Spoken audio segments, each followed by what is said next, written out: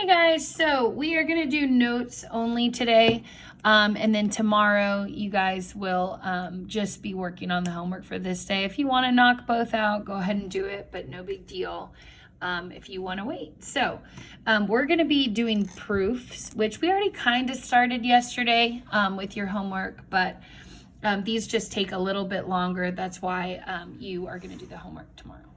So take a look at the first one. What you should notice here is that on this left side, both of these terms have a GCF. They both have a secant squared. So what that means is that I can take that secant squared x out, kind of like a GCF. So this was a 1 secant squared. So when I pull that out, I have a 1 plus. And then over here, when I take the secant squared out, I'm leaving behind a tan squared x. Okay, remember, my goal is to make it look like this. So the next thing that I'm going to do is I'm going to look at yesterday's notes, okay, which have your different rules on it. So I'm talking about this sheet right here, okay, your notes 4. And remember that we learned these different Pythagorean identities. So one of the identities says that whenever I have 1 plus tan squared, 1 plus tan squared, I get secant squared. So really, I have secant squared x times another secant squared x, which is going to be secant to the 4th of x, which is, check, exactly what we wanted from the beginning. Okay? So let's take a look at another one. Let's look at number 2. Okay, so number 2 says I have secant and cosine multiplied. Okay, and then minus cosine times cosine. So let's take a look at that. So first I'm going to distribute cosine x secant x minus, and then cosine times cosine becomes a cosine squared x. So step 1 I distributed. Step 2, I'm going to change this guy into the definition of secant. So remember that secant is just cosine flipped. So if I think about secant as cosine flipped, then I can see that, bam, both of these guys are going to cross out, which leaves me with 1 minus cosine squared x. Okay, then I'm going to peek back at my reference sheet. Okay, I want a 1 and a cosine squared. Okay, we'll look at this guy right here. Remember, we learned yesterday that 1 is equal to sine squared plus cosine squared. So if sine squared plus cosine squared is 1, then I can replace my 1 with a sine squared x plus cosine squared x. But then I still have this minus cosine squared x that's from here. So basically this 1 is expanding into sine squared plus cosine squared, and then these guys can cross out, which leaves me with sine squared x, which is, check, exactly what we wanted from the beginning. Okay, let's take a look at maybe like, we're gonna skip the middle row, do some off the bottom, and then we'll come back. So we're going to skip those 2. We're going to come down to these bottoms. So take a look at this. I can multiply my secant in here.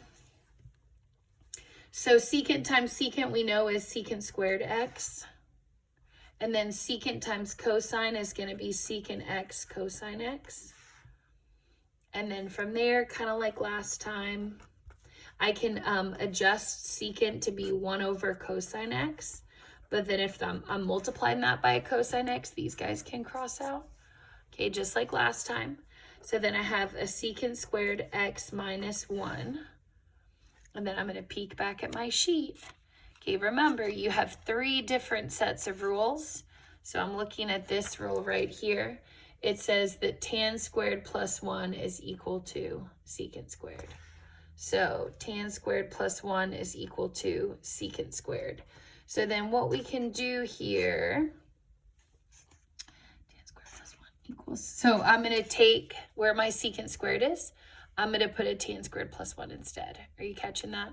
So I'm using this rule right here. Secant squared is equal to tan squared plus 1. Then I'm going to put a tan squared x plus 1. Remember, though, that all of this is replacing the secant squared. So you're just using those different Pythagorean identities. And then my plus 1 and my minus 1 here, these can eliminate each other and just leave me with my tan squared x left over. Okay. All right, one more like that. So we can multiply our sign in here. So first I'm going to have a sine x times cosecant x. Then I'm going to have a sine times sine is going to be a sine squared x. Then from there I can take my cosecant. Remember that that's the same as sine flipped, or 1 over sine, which means that these guys can cross out.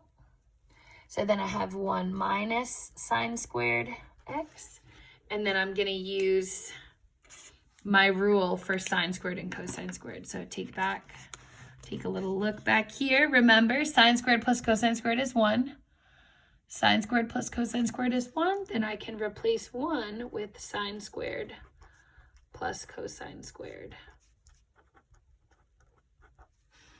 And then these guys are going to cross out, and I just have my cosine squared left over. Okay, which is check, exactly what we wanted.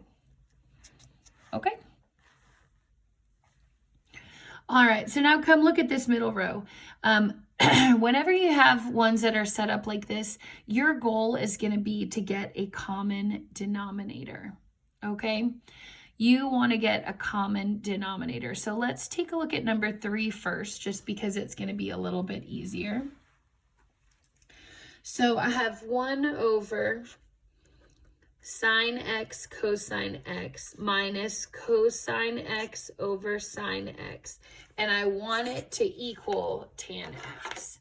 So in order for me to get a common denominator here, I'm going to need to multiply this second fraction. Notice that they both have a sine, but this one doesn't have a cosine. So I'm going to put a cosine top and bottom on the second fraction. Now I notice that these denominators match each other, which means that I can combine that into one big fraction with a sine x cosine x on the bottom.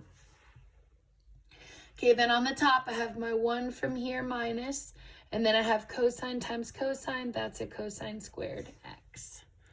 Then remember, I have a substitution for 1. Remember that 1 can always be replaced by sine squared plus cosine squared. And then I have a minus cosine squared x all over a sine x cosine x. Okay, so take a look. I took my 1, I replaced it with a sine squared plus cosine squared, and then my minus cosine squared from here, those guys can cross out. So what I have now is a sine squared x. What I have now is a sine squared x over a sine cosine. So sine squared is really sine x twice. Sine x cosine x here. And then I can eliminate these two guys, and I'm just left with sine x over cosine x. And then remember, sine divided by cosine is the same as tan, which is, check, exactly what we wanted. Okay. All right, take a look at number 4. So again, we're basically trying to do the same thing that we did last time. We want to get a common denominator. Here's the thing though that I would say about these. Whenever you have a secant and a cosecant, remember that there's actually an easier way to do this one. Secant is the same as 1 over cosine. So secant squared would be 1 over cosine x squared. Okay, plus 1 over cosecant is 1 over sine squared. Okay, now keep in mind that I'm keeping the squareds on these because they were already there to begin with. So cosecant's 1 over sine, well then cosecant squared is 1 over sine squared. And the reason that I'm saying there's an easier way to do this one is that I can just flip the bottom on both of these. Remember that whenever you're dividing by a fraction, you're just taking that denominator and flipping it. So if I have a 1 over cosine squared, now that's a cosine squared over 1. And then over here, same exact thing. If I flip 1 over sine, now it's sine squared x over 1. And I don't even really need these ones because remember, divided by 1 leaves everything the same. So I have cosine squared x plus sine squared x, which we know is 1 because of your first rule right here. Okay, remember that sine squared plus cosine squared is always going to be 1, no matter what. Okay? All right, go ahead and flip over to the back side for me. Please give you one last look at number 4. Remember, you can always pause these videos if I go too fast or whatever. And we're going to the back side.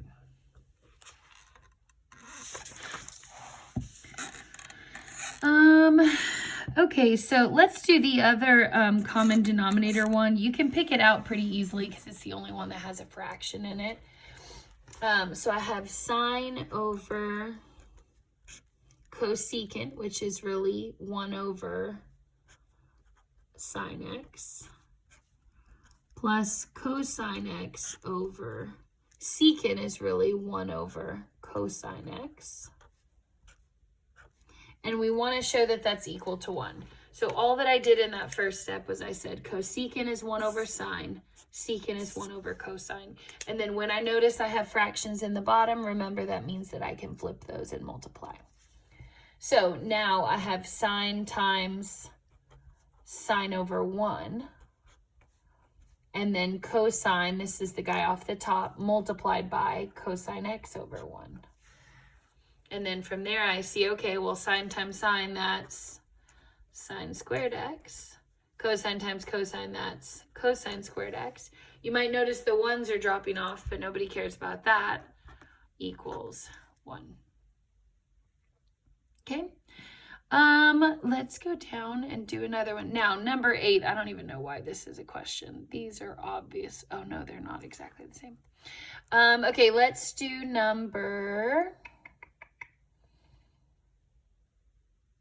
next one, let's do come back up here to the top. So first, let's take a look at number 3. You should notice that you have a common denominator in number 3. You can take out a GCF. So I see that both of these have a cosecant squared x. So when I pull that out, I have to leave something here as a placeholder. So I'm going to leave a 1. And then here, that was originally a minus cosine squared x. So I GCF out this cosecant squared, and then I have a 1 minus and then a cosine squared. Then from there, remember your rule that anytime that you have a 1, that's the same as sine squared plus cosine squared. So I'm going to do sine squared x plus cosine squared x, but then minus cosine squared x. So my 1 is replaced by these two, but then I still have this minus from the back, and then these guys are going to cross out. So I have cosecant squared x times sine squared x. And now that these terms are gone, I don't really even need those parentheses anymore. I can still put them, but it's not a big deal if you drop them. Then remember your rule for cosecant, that's really 1 over sine. So if cosecant was squared, then the 1 over sine is also squared. But then I'm multiplying by a sine squared x, and then I see that these guys can cross out. And when those cross out, the only thing that's going to be left is that 1, which is check, exactly what we were wanting from the beginning. Okay, next one. Take a look at number 4. I want you to start by distributing. So I'm going to give you a minute to try and set that up before I do it. But you're going to just basically double distribute that out.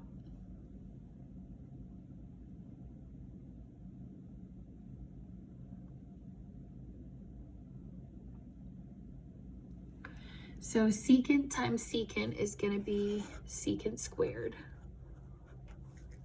Secant x times minus 1 is a minus 1 secant x.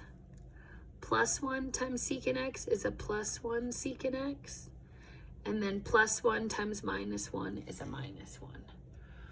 And then I see that these two middle terms, the minus secant and the plus secant, can cross out, so that all I'm left with here is a secant x minus 1. Then I'm going to flip back to my rules sheet and look and see what I can do with that. So secant squared x minus 1 isn't on here, but secant squared is. Secant squared is the same as tan squared x plus 1. So where my secant squared is, I'm going to replace it with a tan squared x plus 1. So this is going to become tan squared x plus 1. But then I also have a minus 1. So I'm replacing that with that. And then I see that my plus 1 and my minus 1 can cross out. Okay, which is exactly what we wanted. Okay, next one I want you to give a shot for is going to be number 8. Okay, so skip down to number 8. I want you to start by rewriting that at your secant and your cosecant as your definitions.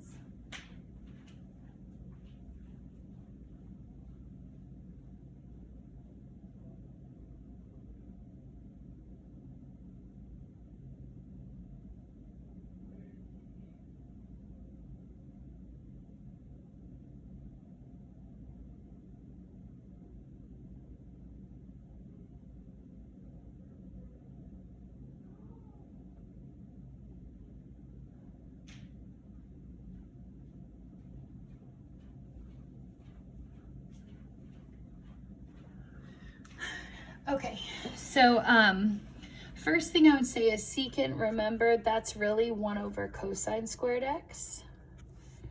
Cosecant is 1 over sine squared x. Okay, so that would be the step 1. Step 2 is going to be to get a common denominator. Remember, whatever's on the bottoms, these have to match. So if this one has a cosine squared, this one needs a cosine squared. But I can't only put it on top, I have to put it top and bottom. Same thing over here. Now they both have a cosine, but my first fraction needs a sine squared. So remember, I'm going to apply that on the top and on the bottom. And now that my bottoms match, I can do one big fraction with a sine squared, cosine squared, both on bottom. Then from there, I have a sine squared x times 1. Well, that's just still sine squared x. Plus, and then 1 times cosine squared is cosine squared x. Then from there, sine squared plus cosine squared, this is one of your rules. Okay, sine squared plus cosine squared is really just a 1.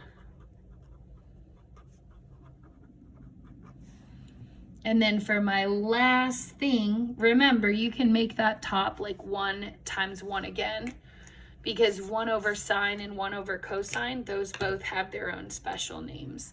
So remember that 1 over sine is cosecant squared x, and 1 over cosine is secant squared x, which is exactly what I wanted. Remember, the order here doesn't really matter. I can easily flip-flop those around to let the secant squared come first. It really doesn't matter. These are the same. Put that right there. Okay. You love it? Great. Okay, so let's do maybe one more. Which one do we want to do? Let's do number 7. Okay, so number 7, last one we're going to do for today. So the first thing that I notice is I can start with either side. So to me, this side is where I'm gonna start. But remember, the steps are just backwards if you start with the other side. Now, think about, why would I want to start with this side first? Well, because I see a GCF. Okay, if I have a sine cubed here and a sine to the 5th here, okay, then both of those at least have a sine cubed x that I can take out. So I'm gonna do a GCF first. So I'm taking 3 of the signs out. Now, if there were only 3 here to begin with, that's going to leave me with a 1.